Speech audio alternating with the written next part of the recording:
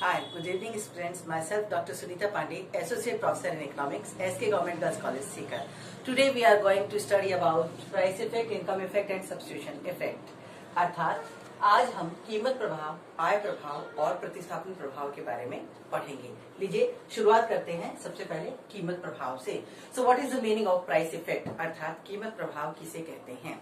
कीमत प्रभाव का अभिप्राय ये होता है कि किसी वस्तु की कीमत में कमी या वृद्धि होने पर उसकी मांग में कमी या वृद्धि होती है। साधारण शब्दों में हम कहें तो एक नॉर्मल वस्तु या सामान्य वस्तु के संदर्भ में उस वस्तु की कीमत में वृद्धि होने पर उस वस्तु की मांग में निश्चित रूप से कमी होती है और कीमत के घटने पर मांग में निश्चित रूप से वृद्धि होती है।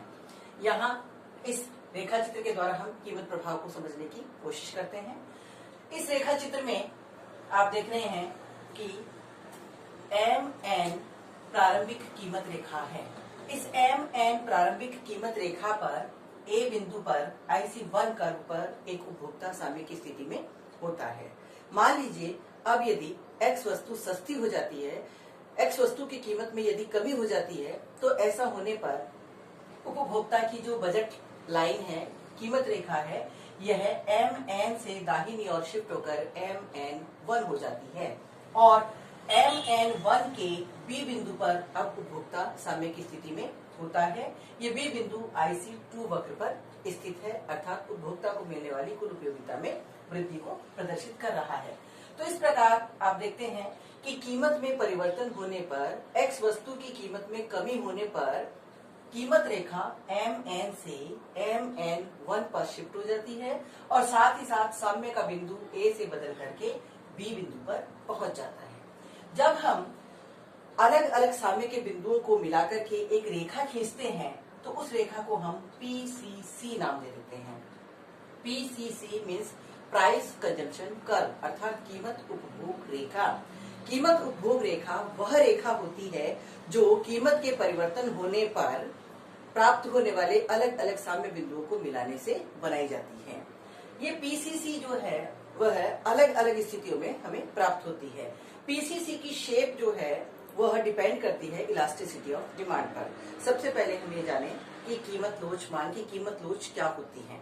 मांग की कीमत लोच से अभिप्राय है कि किसी भी वस्तु की कीमत में निश्चित मात्रा में परिवर्तन होने पर उस वस्तु की मांग में कितना आनुपातिक परिवर्तन होता है, अर्थात एक वस्तु की कीमत में एक निश्चित परसेंटेज में परिवर्तन होने पर उस वस्तु की मांग में कितना प्रतिशत परिवर्तन होता है। यहाँ इस वक्र में आप देख रहे हैं कि प्रारंभिक जो वक्र है, 1 नंबर का जो रेखा चित्र है, इस रेखा चित्र में PCC वक्र ऊपर से नीचे की ओर गिरता हुआ या झुकता हुआ आपको दिखाई दे रहा है। यहाँ इस वक्र में X वस्तु की मांग की जो लोच है, इलास्टिसिटी इज ग्रेटर देन 1 है, अर्थात मांग की कीमत लोच जो है वह इकाई से अधिक है। मांग की कीमत लोच के इकाई से अधिक होने का अभिप्राय यह है कि वस्तु की कीमत में यदि मान लीजिए 10% की कमी होती है तो उस वस्तु की मांग में 15 या 20% की वृद्धि हो रही है, अर्थात कीमत में जितने प्रतिशत का परिवर्तन होता है, मांग में यदि उससे अधिक परिवर्तन होता है तो वहां पर मांग की लोच इकाई से अधिक लोचदार कहलाती है। डायग्राम 2 में या कहें कि रेखा चित्र 2 में आप देख रहे हैं कि PCC वक्र ऊपर की ओर बढ़ रहा है, बीचों बीच 45 डिग्री का एंगल बनाते हुए सीधा ऊपर की ओर जा रहा है। इस रेखा चित्र में प्रारंभिक कीमत रेखा MN है जिसके A बिंदु पर शामिल होता है और X वस्तु के सस्ता होने पर कीमत रेखा MN1 पर शिफ्ट हो जाती है। साम्य का बिंदु भी A से बदल करके B पे चला जाता है। इस रेखा चित्र में आपको दिखाई दे रहा है कि X वस्तु की कीमत में कमी होने पर न केवल X वस्तु की मात्रा को बढ़ाया जा रहा है बल्कि X के साथ साथ Y की मात्रा को भी बढ़ाया जा रहा है। इस वक्र में X वस्तु की इलास्टिसिटी लेस देन 1 है, अर्थात मान लीजिए यदि X वस्तु की कीमत में 10% की कमी हुई है तो X वस्तु की मांग में केवल 7 या 8% की वृद्धि हुई है, अर्थात मांग में होने वाली वृद्धि कीमत में होने वाली कमी की तुलना में कम है। इसी प्रकार डायग्राम 3 में आपको दिखाई दे रहा है कि PCC वक्र जो है वह एक स्ट्रेट लाइन के रूप में है, सीधी रेखा के रूप में है। यहाँ प्रारंभ में कीमत रेखा MN है, X वस्तु के सस्ता होने पर कीमत रेखा MN 1 हो जाती है। प्रारंभिक साम्य का बिंदु A है और परिवर्तित साम्य का बिंदु B है। इस रेखा चित्र में इलास्टिसिटी इज इक्वल टू 1 है। इलास्टिसिटी इकाई के बराबर तब होती है जब कीमत में होने वाला परिवर्तन और मांग में होने वाला परिवर्तन दोनों समान हो। अर्थात यदि किसी वस्तु की कीमत में 10% की कमी होती है तो उसकी मांग में भी 10% की वृद्धि हो जाती है। तो ऐसी स्थिति में मांग की लोच इकाई के बराबर कहलाती है। एक बार फिर से ध्यान दीजिए कि प्रथम डायग्राम में जब पीसीसी वक्र ऊपर से नीचे की ओर जाता है तो यह इलास्टिसिटी इज ग्रेटर देन 1 की स्थिति को प्रदर्शित करता है। सेकंड डायग्राम में पीसीसी 45 डिग्री की रेखा बनाता हुआ सीधा ऊपर की ओर जा रहा है, जो इलास्टिसिटी इज ग्रेटर देन 1 को बताता है, लेस देन 1 को बता रहा है। और थर्ड डायग्राम में पीसीसी बिल्कुल OXX के पैरेलल है, जो इलास्टिसिटी इज इक्वल टू 1 को बताता है। अब हम आय प्रभाव के बारे में चर्चा करते हैं। आय प्रभाव का अभिप्राय ये होता है कि जब किसी उपभोक्ता की मौद्रिक आय में परिवर्तन होता है तो उसके द्वारा मांगी जाने वाली वस्तुओं की मात्रा में भी परिवर्तन होता है। निश्चित रूप से मौद्रिक आय में वृद्धि होने पर एक उपभोक्ता के द्वारा वस्तुओं की मांग को बढ़ा दिया जाता है यदि वस्तुएं सामान्य श्रेणी की हों। माना कि एक उपभोक्ता X और Y दो वस्तुओं का एक साथ में उपभोग करता है और यदि उपभोक्ता की मौद्रिक आय बदल जाती है तो उसके आय में परिवर्तन से उसकी वस्तुओं की मांग में होने वाले परिवर्तन को हम इस रेखा चित्र की सहायता से समझने की कोशिश करते हैं। प्रारंभिक स्थिति में एक उपभोक्ता के लिए MN बजट लाइन या आय रेखा है। यदि मौद्रिक आय में वृद्धि हो जाती है तो ये प्राइस लाइन या बजट लाइन MN से शिफ्ट होकर M1N1 पर पहुंच जाती है। यदि पुनः आय में वृद्धि होती है तो यह M2N2 के रूप में शिफ्ट हो जाती है और निरंतर आगे की ओर बढ़ती चली जाती है। प्रारंभिक MN कीमत रेखा के A बिंदु पर IC1 पर एक उपभोक्ता साम्य की स्थिति में होता है। यदि मौद्रिक आय में वृद्धि हो जाती है तो बजट लाइन आगे शिफ्ट हो जाती है और अब साम्य का बिंदु A से बदल करके B हो जाता है। पुनः आय में वृद्धि होने पर साम्य B से C बिंदु पर पहुंच जाता है। इस रेखा चित्र में एक सीधी ऊपर की ओर बढ़ती हुई रेखा आपको दिखाई दे रही है जिसका नाम है ICC। ICC means income consumption curve अर्थात आय उपभोग रेखा। आय उपभोग रेखा वह रेखा होती है जो आय के विभिन्न स्तरों पर प्राप्त होने वाले विभिन्न साम्य के बिंदुओं को मिलाने से प्राप्त होती है, जो कि आपको यहाँ पर नीचे से ऊपर की ओर बढ़ती हुई रेखा के रूप में दिखाई दे रही है। ये जो ICC वक्र है या कहें ICC कर्व है, इसकी शेप अलग अलग होती है। इस रेखा चित्र में आप देख रहे हैं कि ICC1 जो नीचे से ऊपर की ओर जा रहा है, OY एक्सिस की ओर मुड़ रहा है। ICC3 OX एक्सिस की तरफ इसका झुकाव दिखाई दे रहा है और ICC2 बिल्कुल 45 डिग्री की रेखा बनाता हुआ सीधा ऊपर की ओर जाता हुआ दिखाई दे रहा है। ICC वक्र का जो आकार है वह वस्तु की कैटेगरी पर डिपेंड करता है। यदि हम ICC1 की बात करें तो यदि हमें ICC1 OY अक्ष की तरफ झुकता हुआ प्राप्त होता है तो इसका सीधा सा अभिप्राय ये है कि इस स्थिति में उपभोक्ता X और Y दो वस्तुओं को उपभोग में ले रहा है, उन्हें काम में ले रहा है। आय के बढ़ने के साथ साथ उपभोक्ता Y की मात्रा में तो वृद्धि कर रहा है परंतु X की मात्रा को नहीं बढ़ा रहा है, अर्थात X वस्तु Y वस्तु की तुलना में घटिया वस्तु है। यदि ICC वक्र ऊपर की ओर बढ़कर OY अक्ष की ओर झुकता है तो इसका मतलब होता है कि Y वस्तु सामान्य वस्तु है, श्रेष्ठ वस्तु है, जबकि X वस्तु एक घटिया वस्तु है। यदि ICC वक्र OX अक्ष की तरफ झुकता हुआ होता है तो इसका अभिप्राय ये होता है कि X वस्तु श्रेष्ठ वस्तु है जबकि Y वस्तु एक घटिया वस्तु है, क्योंकि आय में होने वाली वृद्धि के साथ साथ एक उपभोक्ता X वस्तु के उपभोग में वृद्धि करता है जबकि Y के उपभोग में कमी करता है। परंतु यदि ICC वक्र सीधी स्ट्रेट 45 डिग्री का एंगल बनाती हुई रेखा के रूप में होती है तो इसका अभिप्राय ये है कि एक उपभोक्ता के द्वारा काम में ली जाने वाली X और Y दोनों ही वस्तुएं सामान्य वस्तुएं हैं, श्रेष्ठ वस्तुएं हैं। जब दोनों वस्तुएं सामान्य या श्रेष्ठ वस्तुएं होती हैं तो आय में वृद्धि के साथ साथ दोनों की मात्रा में वृद्धि की जाती है, अर्थात आय के बढ़ने पर एक उपभोक्ता न केवल X की मात्राएं अधिक खरीदता है अपितु Y की मात्रा भी उसके साथ साथ बढ़ा करके बड़ी हुई मात्रा में Y का भी उपभोग करता है। तो इस तरह से आपने देखा कि ICC वक्र की अलग अलग शेप वस्तु की प्रकृति के बारे में हमें बताती है। आय प्रभाव जो है वह सामान्य वस्तुओं में धनात्मक होता है, लेकिन घटिया वस्तुओं में ऋणात्मक होता है। वस्तु की दो प्रकार की कैटेगरी है, एक है सामान्य वस्तु और एक है घटिया वस्तु। ये घटिया वस्तु या निकृष्ट वस्तु क्या होती है?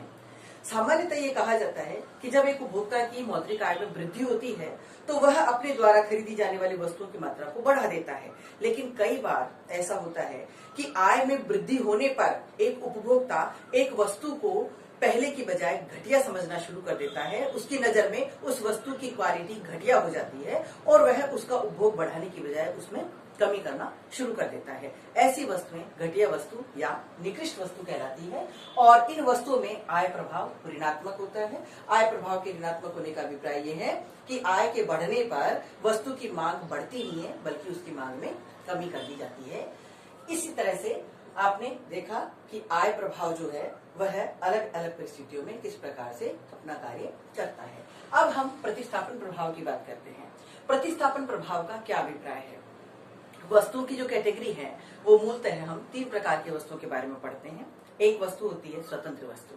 स्वतंत्र वस्तु वह वस्तु होती है जब हम दो अलग अलग वस्तुओं को काम में ले रहे हैं, उन वस्तुओं का आपस में कोई लिंक नहीं होता है। जैसे ये स्केल और पंखा। अगर स्केल की कीमत में कोई परिवर्तन होता है तो इसका पंखे की मांग पर कोई प्रभाव नहीं पड़ेगा। अगर पंखे की कीमत में कोई परिवर्तन होता है तो इस स्केल की डिमांड पर किसी प्रकार का कोई प्रभाव नहीं पड़ेगा, क्योंकि ये दोनों वस्तुएं इंडिपेंडेंट वस्तुएं हैं, स्वतंत्र वस्तुएं हैं, एक दूसरे पर ये प्रभाव नहीं डालती हैं। दूसरी जो कैटेगरी है वस्तुओं की वो होती है स्थानापन्न वस्तुएं। स्थानापन्न वस्तुएं वे वस्तुएं होती हैं जो एक के स्थान पर दूसरी काम में ली जा सकती है। जब हम दो वस्तुओं में एक की जगह दूसरी वस्तु को प्रतिस्थापित कर सकते हैं तो वे वस्तुएं स्थानापन्न वस्तुएं कहलाती हैं और इस प्रकार की वस्तुओं में एक वस्तु की कीमत के बढ़ने पर दूसरी वस्तु की मांग में वृद्धि हो जाती है। अर्थात यदि एक वस्तु महंगी हो जाती है तो उसकी मांग घट जाती है और उसके स्थान पर जो दूसरी वस्तु काम में ली जाती है उसकी मांग में वृद्धि हो जाती है। तीसरी कैटेगरी जो है वस्तुओं की वो होती है पूरक वस्तुएं। पूरक वस्तुएं वे वस्तुएं होती हैं जो एक के बिना दूसरी काम में नहीं ली जा सकती, जैसे कि सुई और धागा, पेन और स्याही। यहाँ पर हम प्रतिस्थापन प्रभाव की बात कर रहे हैं तो ऑब्वियसली प्रतिस्थापन प्रभाव लागू होता है स्थानापन्न वस्तुओं में। अब हम इसे एक रेखा चित्र की सहायता से समझने का प्रयास करते हैं। इस रेखा चित्र में एक उपभोक्ता X और Y इन दो वस्तुओं को काम में ले रहा है और ये दोनों वस्तुएं आपस में स्थानापन्न है, अर्थात एक की जगह दूसरी वस्तु को काम में लिया जा सकता है। रेखा चित्र में प्रारंभिक कीमत रेखा MN है। इस प्रारंभिक कीमत रेखा MN के A बिंदु पर उपभोक्ता सामने की स्थिति में होता है। अब यदि किसी कारण से X वस्तु की कीमत में कमी हो जाती है, अर्थात X वस्तु सस्ती हो जाती है पर दूसरी वस्तु की कीमत में कोई परिवर्तन नहीं होता है। ध्यान दीजिए कि एक वस्तु की कीमत बदल रही है परंतु दूसरी वस्तु की कीमत पर कोई प्रभाव, कोई परिवर्तन उसमें नहीं हो रहा है। ऐसा होने पर भी जब एक वस्तु सस्ती हो जाती है तो एक उपभोक्ता की नजर में दूसरी वस्तु सापेक्षिक रूप से महंगी हो जाती है बिना किसी कीमत के परिवर्तन के। मान लीजिए अगर X सस्ती हो गई है तो Y की कीमत में बिना परिवर्तन के Y सापेक्षिक रूप से अब महंगी वस्तु हो जाती है और यही कारण है कि कीमत रेखा MN से बदल करके M1 N1 हो जाती है। चूंकि उपभोक्ता की आय में किसी प्रकार का कोई परिवर्तन नहीं होता है इसलिए उसे प्राप्त होने वाली कुल उपयोगिता के स्तर में भी कोई परिवर्तन नहीं होता है और उपभोक्ता IC1 के ही A बिंदु की बजाय B बिंदु पर सामने की स्थिति में होता है। कहने का अभिप्राय ये है कि प्रतिस्थापन प्रभाव जब कार्य करता है तो ऐसी स्थिति में उपभोक्ता का इंडिफरेंस कर्व नहीं बदलता है, अर्थात उपभोक्ता को प्राप्त होने वाली कुल उपयोगिता के स्तर में कोई परिवर्तन नहीं होता है। उसे कुल उपयोगिता उतनी ही प्राप्त होती है जितनी की उसे पहले प्राप्त हो रही थी। फर्क केवल साम्य के बिंदु में पड़ जाता है। जैसे पहले A बिंदु पर साम्य हो रहा था, यहाँ पर वह Y की मात्रा अधिक और X की मात्रा कम खरीद रहा था, लेकिन जब X वस्तु सस्ती हो जाती है और Y वस्तु की कीमत नहीं बदलती है लेकिन सापेक्षिक रूप से चूंकि Y वस्तु महंगी हो गई है तो ऐसा होने पर उपभोक्ता X वस्तु की मात्रा में वृद्धि कर देता है लेकिन Y वस्तु की मात्रा में कमी कर देता है और उसका साम्य A बिंदु से हट करके B बिंदु पर पहुंच जाता है। इस प्रतिस्थापन प्रभाव में हम ये देखते हैं कि जो नॉर्मल गुड्स, सामान्य वस्तुएं जो है, उन सामान्य वस्तुओं में एक वस्तु की कीमत के घटने पर निश्चित रूप से उस वस्तु की मांग में वृद्धि होगी और दूसरी वस्तु की कीमत में बिना परिवर्तन के सापेक्षिक रूप से उसके महंगा हो जाने के कारण उसकी मांग में कमी हो जाती है। प्रतिस्थापन प्रभाव की प्रकृति सदैव ऋणात्मक होती है, because if price increase then demand will definitely decrease. अर्थात जब कीमत में वृद्धि होती है तो मांग का नियम लागू होता है और मांग में निश्चित रूप से कमी होती है। तो प्रतिस्थापन प्रभाव का जो साइन है, चिन्ह है, वो हमेशा नेगेटिव होता है, ऋणात्मक होता है। क्यों? क्योंकि कीमत के बढ़ने पर मांग में निश्चित रूप से कमी होगी। आइए अब मैं आपको वस्तु की जो प्रकार हैं, श्रेणियां हैं, उसके बारे में थोड़ा सा बता देती हूँ। वस्तु की हमने कीमत प्रभाव, आय प्रभाव और प्रतिस्थापन प्रभाव को पढ़ते समय हम वस्तु की 3 श्रेणियां पढ़ते हैं। एक वस्तु होती है सामान्य वस्तु, दूसरी निकृष्ट वस्तु, तीसरी गिफिन वस्तु। सामान्य वस्तु वह वस्तु है जिसके बारे में हम अभी तक चर्चा करते आए हैं कि एक सामान्य वस्तु पर जो प्रतिस्थापन प्रभाव है वो ऋणात्मक रूप से काम करेगा। अर्थात यदि एक वस्तु सामान्य वस्तु है तो उस वस्तु की कीमत में कमी होने पर निश्चित रूप से उसकी मांग में वृद्धि की जाएगी। इसके अलावा आय प्रभाव जो है सामान्य वस्तुओं में धनात्मक रूप से लागू होता है। अर्थात यदि वस्तु सामान्य है तो एक व्यक्ति की मौद्रिक आय में वृद्धि होने पर निश्चित रूप से वह उस वस्तु की मात्रा को पहले से अधिक खरीदता है। परंतु यदि वस्तु निकृष्ट या घटिया वस्तु है तो ऐसा होने पर आय प्रभाव धनात्मक नहीं अपितु ऋणात्मक रूप से कार्य करता है। अर्थात अब आय के बढ़ने पर एक उपभोक्ता की नजर में वह वस्तु पहले से घटिया हो जाती है और वह उसका उपभोग बढ़ाने की बजाय उसके उपभोग में कमी कर देता है। इसके अलावा वस्तु की एक और श्रेणी है जिसे हम गिफिन वस्तु के नाम से पुकारते हैं। निकृष्ट वस्तु, घटिया वस्तु और गिफिन वस्तु में क्या अंतर होता है, इसे जानने के लिए पहले हम ये जानें कि गिफिन वस्तुएं क्या होती हैं। गिफिन वस्तु वह वस्तु होती है जिसमें ऋणात्मक आय प्रभाव उसके प्रतिस्थापन प्रभाव से अधिक प्रबल होने के कारण कीमत में कमी होने पर भी उस वस्तु की मांग को घटा देता है।